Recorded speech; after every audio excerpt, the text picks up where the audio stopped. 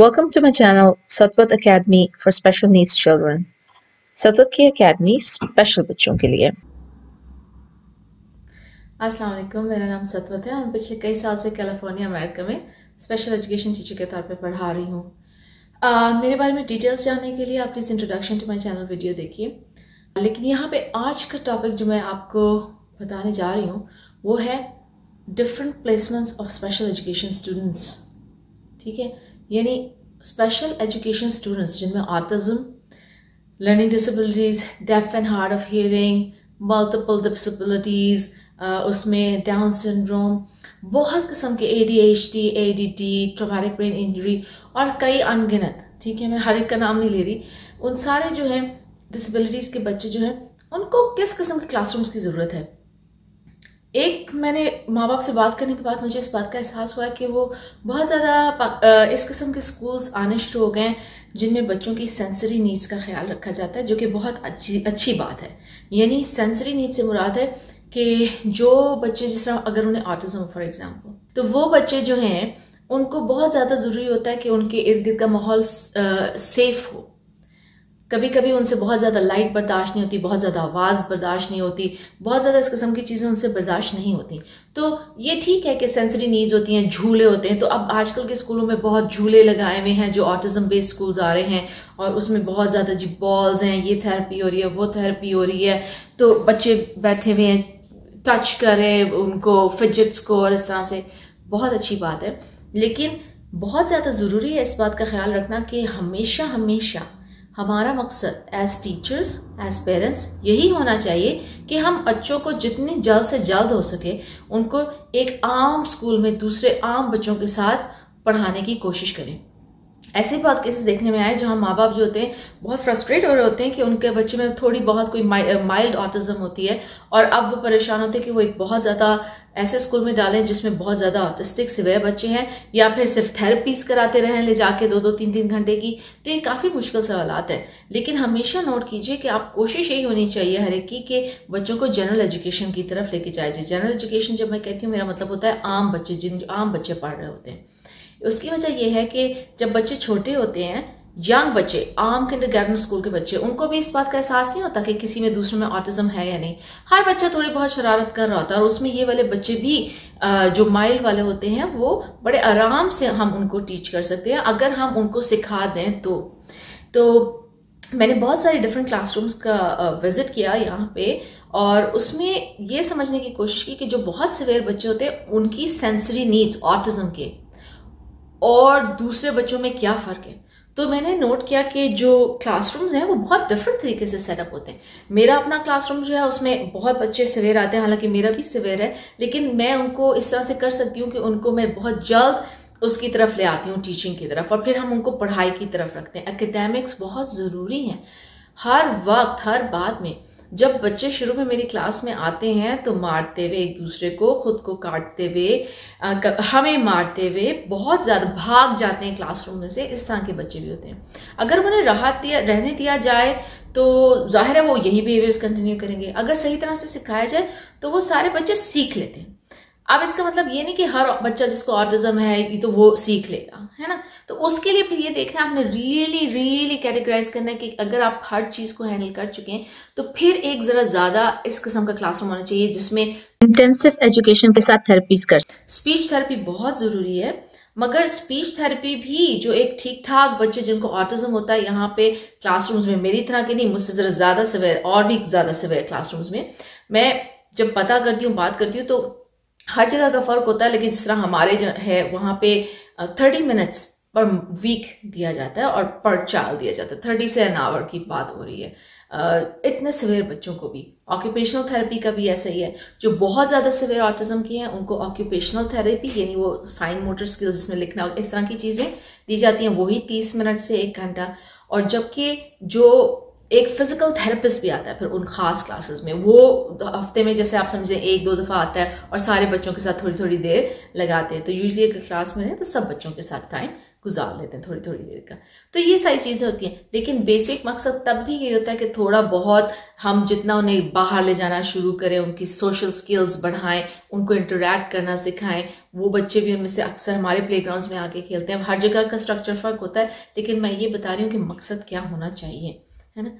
इसके अलावा जो बहुत ज़्यादा सेंसरी नीड्स हो सकती हैं या कोई बहुत सिवियर नीड्स हो सकती हैं जिनके क्लासरूम्स बिल्कुल फ़र्क होते हैं, वो होते हैं ऑर्थोपीडिकली इम्पेयर्ड बच्चे।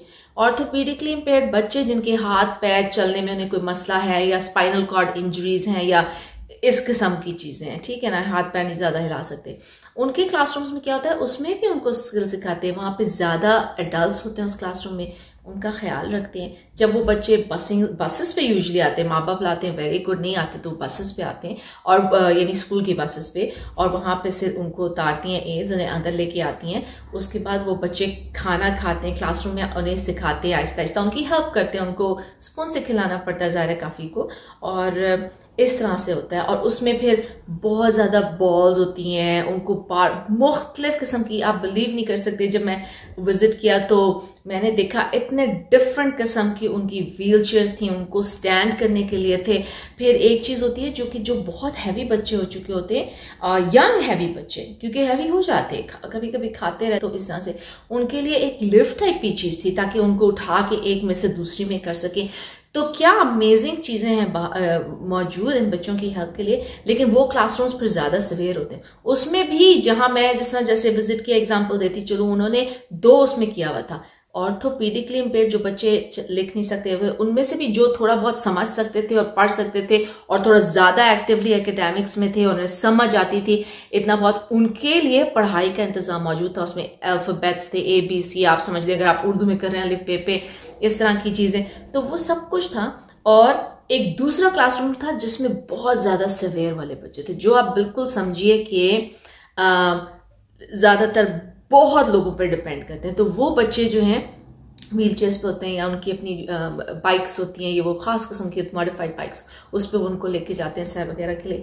तो ये वाला था, और वहाँ पे थोड़ा एकेडमिक्स पे कम जोर था, यानी पढ़ाई पे नहीं, वहाँ पे फिर इस चीज़ पे ज़्यादा जोर था कि वो किसी तरह से बता सकें यस या नो, और चीज़ें कि वो अपने आप को कैसे सपोर्ट कर सकते हैं, उन्हें ये चीज़ें सिखाते हैं।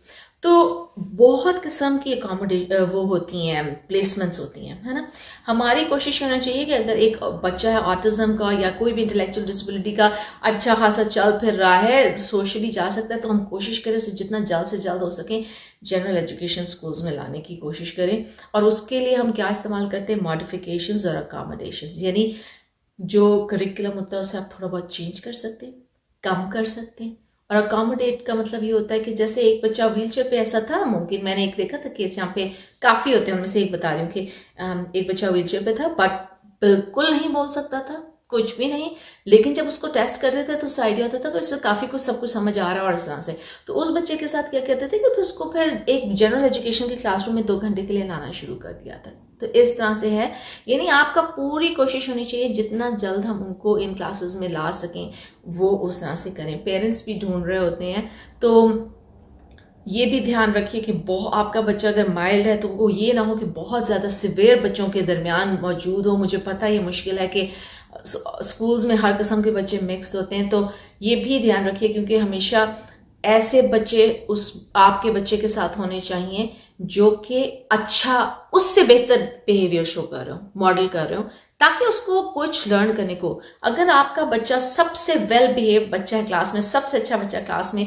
स्पेशल एजुकेशन क्लास में, तो वो प्रॉब्लली चीज़ें तो सीख रहा है, लेकिन वो उन बच्चों से और कोई चीज़ नहीं सीख रहा। इसलिए कहते हैं कि हमें उन्हें पीयर्स चाहिए होते हैं ऐसे कि जो फिर उनको देख के उनका बिहेवियर, जैसे मैं इवन कुछ दिन पहले भी, और इस तरह हमेशा नोट करती हूँ जब बच्चों को जाके ऑब्जर्व करती हूँ, तो अगर वो बच्चे बोल नहीं सकते, लिख नहीं सकते, फिर भी वो जो होते हैं, कुछ उनमें से ऑटिज्म में माइल्ड बच्चे जो होते हैं या और डिसेबिलिटीज़ में भी, सिर्फ स्पीच की भी डिसेबिलिटी हो, तो वो अपने इर्द गिर्द के बच्चों को देख देख के कॉपी कर रहे होते हैं, या ये उनको नोट कर रहे होते हैं, उनके एक्सप्रेशंस नोट कर रहे होते हैं, कोशिश कर रहे होते हैं कि उनके करीब से जाएं, गुजरे, इस तरह से गुजर जाएं। हालांकि भी वो उनके साथ खेल नहीं सकते, लेकिन वो कोशिश करते हैं चक्कर मार के।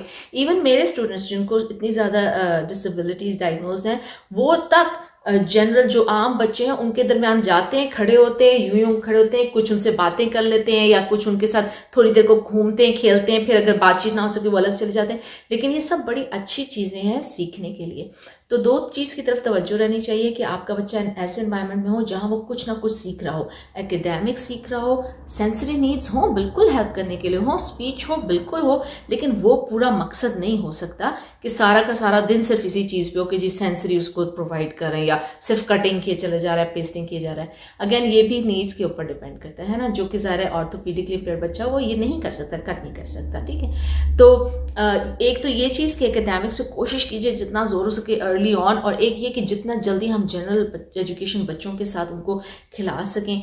अच्छा, अगर स्कूल्स में नहीं होता तो मैं आइडिया एक माँ बाप को देना चाहूँगी कि कोई आफ्टर स्कूल प्रोग्राम ऐसा देख लीजिए जहाँ बच्चे को थोड़ी देर को आप बात कर सकें और उनको उसमें डाल दें, और वो ऐसा सेंटर हो जहाँ पे बच्चा जाता हो 1-2 घंटे के लिए, जनरल आम बच्चों में रह सके। चाहे आपको 1-2 घंटा रहना पड़े, मुझे नहीं पता how you guys feel about it, लेकिन बेहतर होता है कि आप बच्चा अकेला ना हो, किसी के ऊपर मतलब खुद भी कोई थोड़ा बहुत इंटरेक्शन हो इस तरह का, या कोई ऐसा माहौल सेटअप कर ले या कोई उनके साथ डील कर ले।